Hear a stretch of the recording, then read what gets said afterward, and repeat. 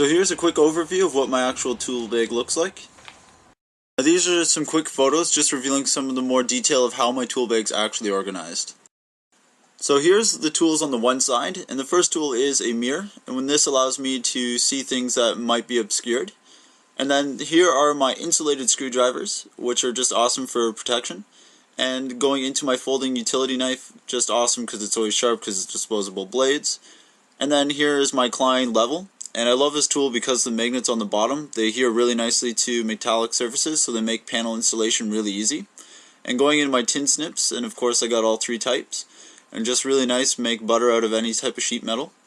And here are my standard wrenches. They're actually the ratcheting ones, so they're really nice to have. And here are my metric. And the way I keep them organized is on a carabiner. And I think this is pretty clever because it gives me a visual difference so I can quickly spot out which one's which. And this transitions into my scissors. Just nice to have a dedicated pair for your toolbox. And then just the array of standard screwdrivers. Obviously different lengths and different profiles. And then right here is my Klein non-voltage detector, which is awesome. It can save your life. Very essential tool. And here is one of my pairs of needle nose. They're my staple tool, and I heavily rely on them. And then right here I have my standard metric, my standard nut driver, and I have also the metric, which I heavily rely on because most of the tools that we use in my company that I work for are metric. Now here's the secondary side of my tool bag, and right here I have my Phillips insulated screwdriver set, and this transitions into my standard Allen key set. And then here are my Robinson or square type screwdriver set. That's the one thing, you can never have enough screwdrivers. And here are my plumb pliers. Now I'm not a huge fan of these tools because I find they strip the heads of bolts really easily, but every once in a while they're useful just when you're in a jam. And here's my multimeter, which is a fairly decent type, and I'll include the link to my review on that style.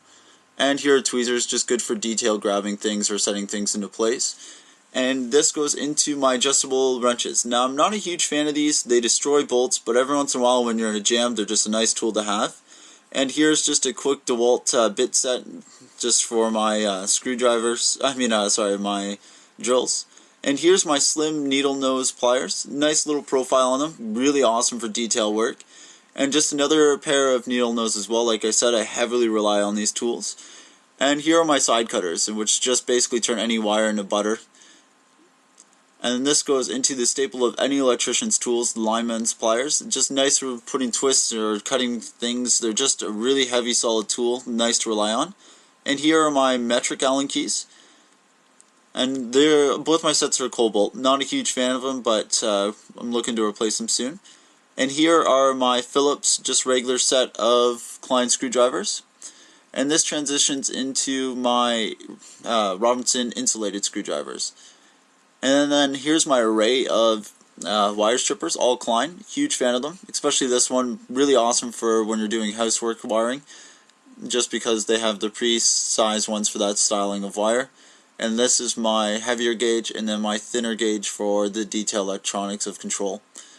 And from here, I'm going to be transitioning into my precision tools. These are my precision insulated standard.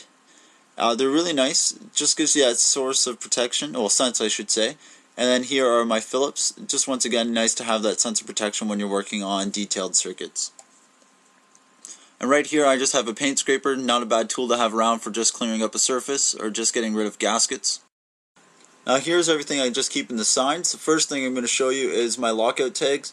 They're just nice to have, and they're laminated so I can just write in permanent marker and then wipe them off later with some rubbing alcohol. Here's a micrometer for some precision measurements. These are the probes for my multimeter.